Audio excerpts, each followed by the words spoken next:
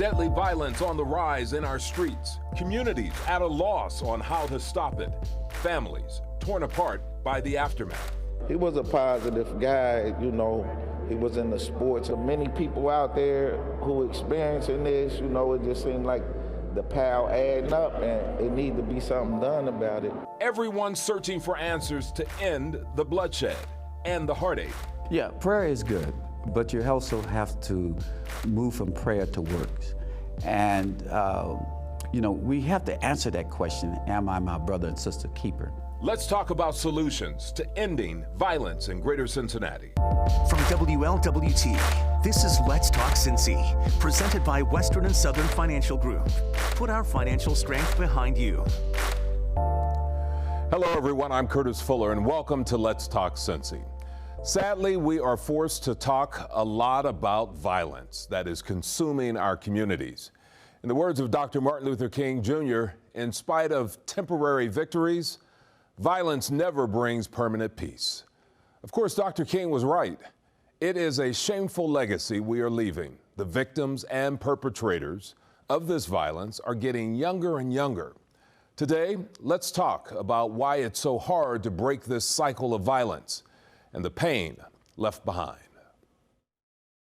I was shot at 10 years old by a trusted neighbor in the community. My oldest son, Jackie, 37 years later, was shot in the back with a shotgun on a robbery attempt. He was coming home around 3 in the morning. And then I'll just fast forward up into the last 7.5 years.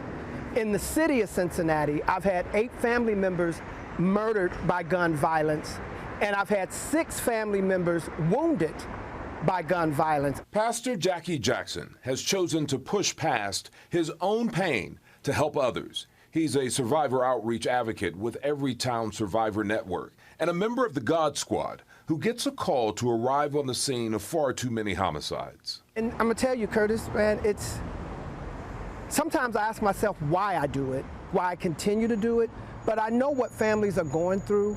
I know the pain. The pain past the funeral, right? After we've gotten a little bit past, is horrible. But the pain that families and the community are gonna feel that day when it just happened, there's something that I believe is an anointing that God has put in me that I need to go out. You know, my family have asked me over a number of times, why do you still go? It's not your job. And I tell them, because somebody needs to be there with the families, with the community right there. Does it bother me? Let me tell you, Curtis, I have a reoccurring dream that I'm murdered. I'm standing there looking at myself murdered, and my phone rings, and it's Pastor Mingo calling saying, we have a homicide. And then I leave myself there, drive to the homicide scene, and we walk over and we look down, and he's like, that's you. And so when you ask what it's like inside, these are the things, it affects you. You can't, if you can do this over and over and it doesn't affect you, then I don't think you're human. But you know, Curtis, I think also, because I'm an activist, so, you know, my mentality is we all need to be out here on the front line. But I also have to be realistic and know that everyone is not going to be an activist. I've had the opportunity to go up on Capitol Hill and be involved and sit down with congressmen and Congress members and members of the Senate and talk about gun violence, go up to the Capitol here. But everyone's not going to do that. And one thing is important, we all grieve differently. And I heard this song and it said, healing doesn't happen in a straight line. And I heard that song and it just stuck with me because it doesn't. How I process through the homicides that I go through, whether it's my family, whether it's I'm working with someone in the community, and how someone who works beside me process through it, it's going to be different. And how I heal from those or my family, or even sometimes thinking about my son or what I went through, is not necessarily going to be the same way that someone else does. And we have to let people heal their way. But, and I don't want to take up a lot of time, but I have to say this part because it's important that in Black and brown communities, there's so much gun violence because it's being done by black and brown people. And until we get to where we stop giving killers carte blanche to walk around our communities, right? Because when we don't say anything, when a family loses a loved one and we won't say who did it, we're telling the killer, it's okay, you can walk around here, we got you covered. We've got to do something, and it goes to that thing of if you see something, say something. If you hear something, say something. If you know something, say something. But we have got to stop allowing killers and shooters to have safe haven in the community. Why? Because I don't want to see another man, a black man in jail. If you'll kill them, you'll kill me. So if getting you off the street makes me safe, or my son, or my grandchildren, you got to go. Recently, the director of the CDC says she wants to establish gun violence as an urgent public health crisis. We have to make it more of a community situation and not have the thought because it's not my family, it's not me. Up next, a memorial project remembering the lives of those lost to gun violence when Let's Talk Cincy continues.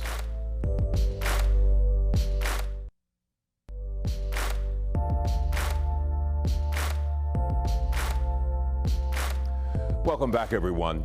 I read a quote from a woman whose son was murdered. She said, "You hear those numbers all the time, but you never connect the names to them." She went on to say, quote, "I wanted you to see who my son was." Well, that is why a National Gun Violence Memorial Project was launched. A reminder of the people killed by guns every week, every day. When I grew up, of course, the way to resolve differences was not by guns. Today, it's seemingly become the norm. So all the things that the police are doing, keep the guns off the street and all of that, it's a concerted and it's a community effort. You know, sometimes because we have these shootings occur every day in our community, we sort of think that it's a business as usual, or we think that it's a norm. But we want to call the attention to gun violence from the eyes of the family who has the loss. And if we look at it through their eyes, and hopefully we'll have an impact and to be able to curb some of the gun violence. Cincinnati is one of many cities participating in the National Gun Violence Memorial Project. Families who lost a loved one to gun violence can honor that person by sharing special mementos that will be part of the national display in Washington, D.C. So it's called the it's the National Gun Violence Memorial Project. And the Gun Violence Memorial is created by Mass Design. Mass Design is an architectural firm out of Boston. And if you're familiar with the Lynching Museum that's in Birmingham, that was Mass Design.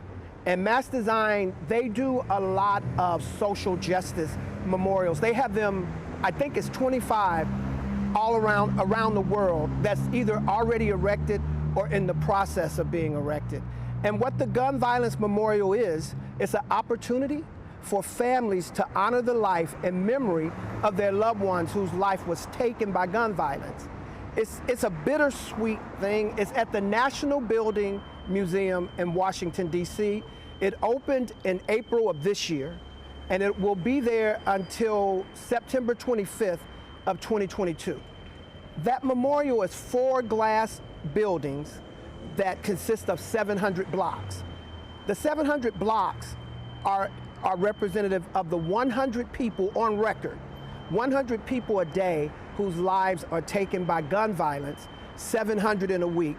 So there are 4 houses, basically to represent a month, 2,800 lives across this country. Joseph Harold is one of many people who decided to participate in the project. His son, Javon Fleming, was murdered in broad daylight in Over the Rhine. He was a positive guy, you know. He was in the sports and stuff. A lot of people knew him. He was an entrepreneur. I don't really know the basis behind all this stuff that happened to make him lose his life. It was a real tragedy, you know, and we still feeling the pain, like an earthquake, the aftershock. It's a bittersweet thing, but when you consider your loved one being taken by gun violence, the world will never know who they could have been, and especially when they're young. But the memorial gives an opportunity for people all over the world who comes through the Gun Violence Memorial to know that your loved one lived, to know that they existed. About 6 families right here in Greater Cincinnati have donated items of their loved ones to the Gun Violence Memorial Project. Up next, one school that's teaching gun safety in the classroom when Let's Talk Cincy continues.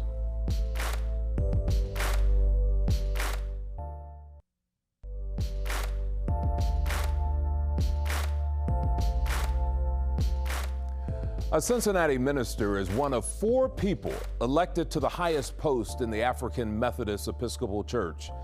Reverend Dr. Frederick Wright was elected as the 142nd bishop in the history of the AME Church. He served as the lead pastor over at Quinn Chapel in Forest Park for more than a decade. He will now oversee the District of Zimbabwe and Uganda.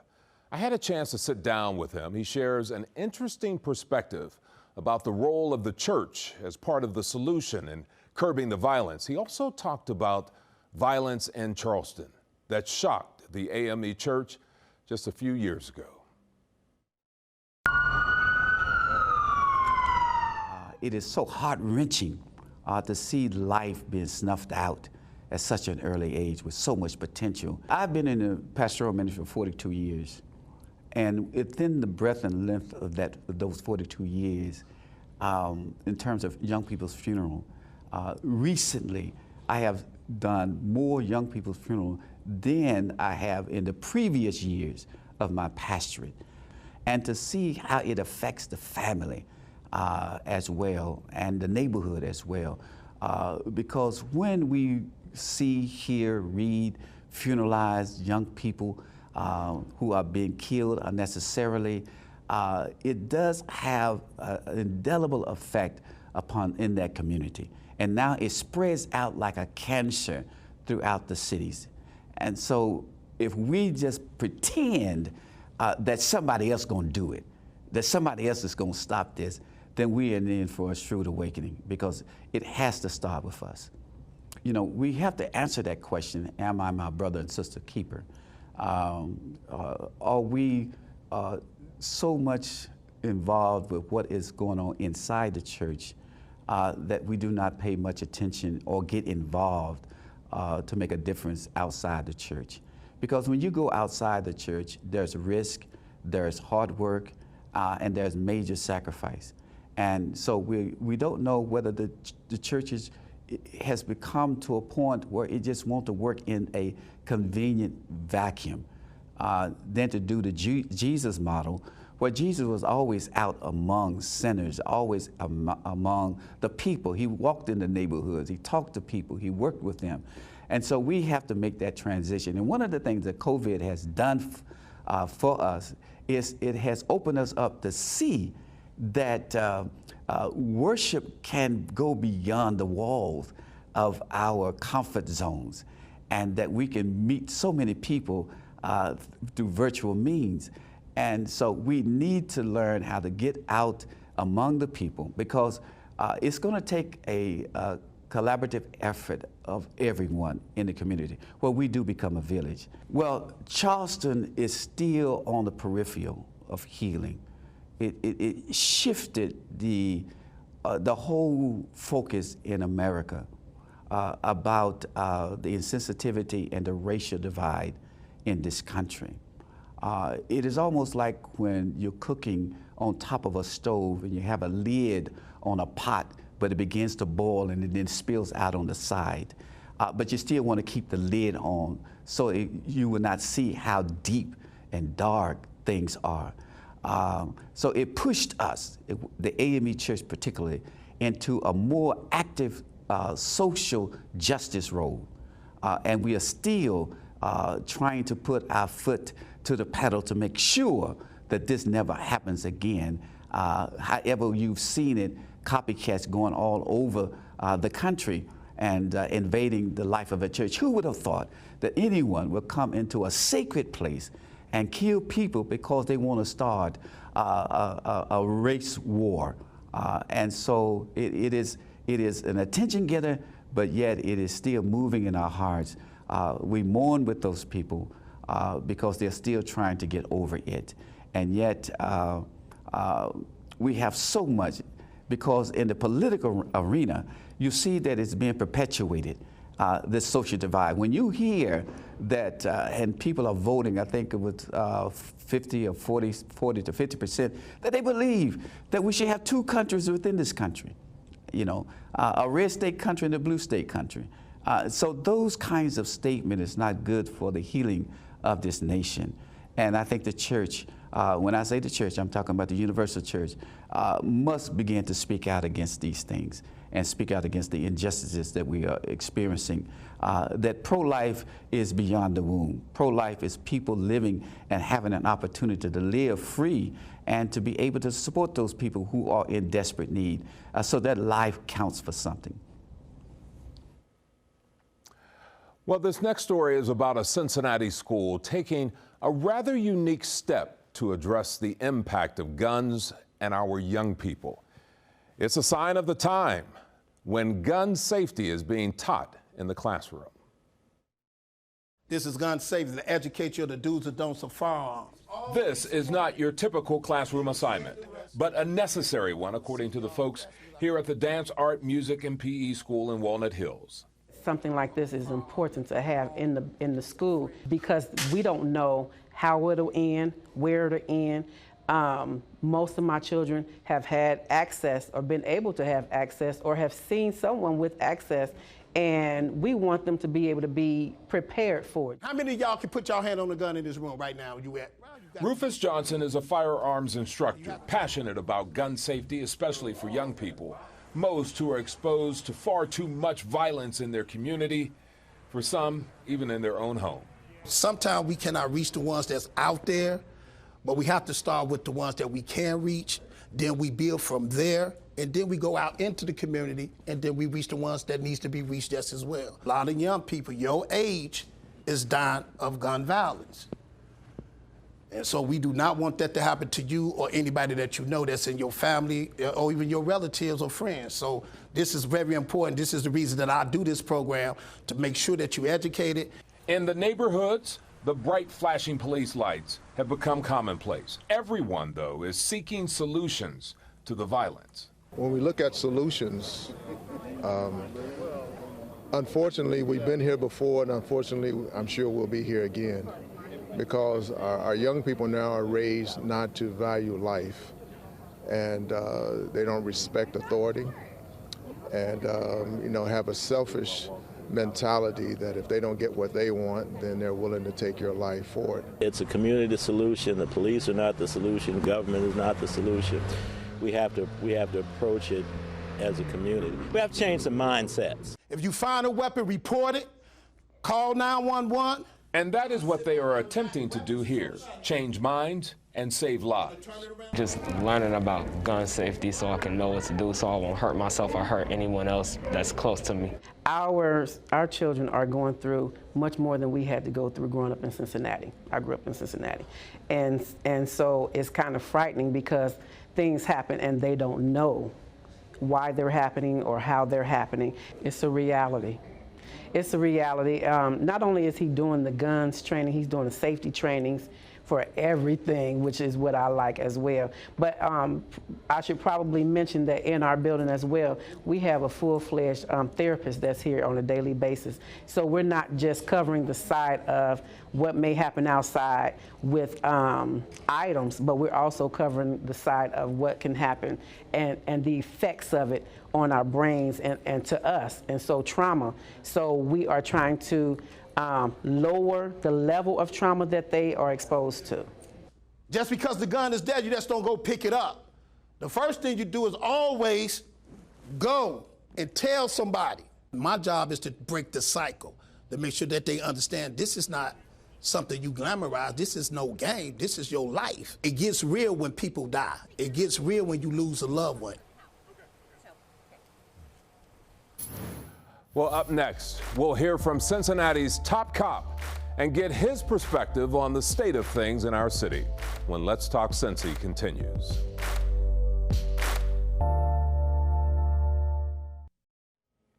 Finally today, Police Chief Elliot Isaac admits this rise in violence is not what he wanted to see as he nears the end of his long career in law enforcement. But he has a passionate plea. It's a wake-up call for the community.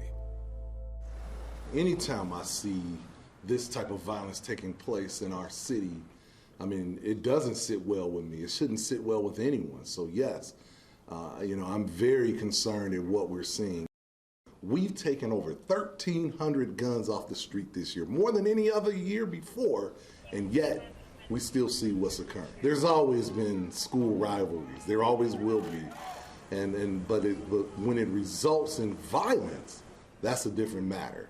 We talk about the inability to resolve violence in a way that doesn't result in loss of life, and then the opportunity for these young people to access firearms. And we're not talking about, some cheap old gun that belonged to grandpa. We're talking about Glocks, AR-15s. We are talking about sophisticated weapons that these young people, because they're so prevalent, that they're able to access. When we're talking about juvenile, that starts at home.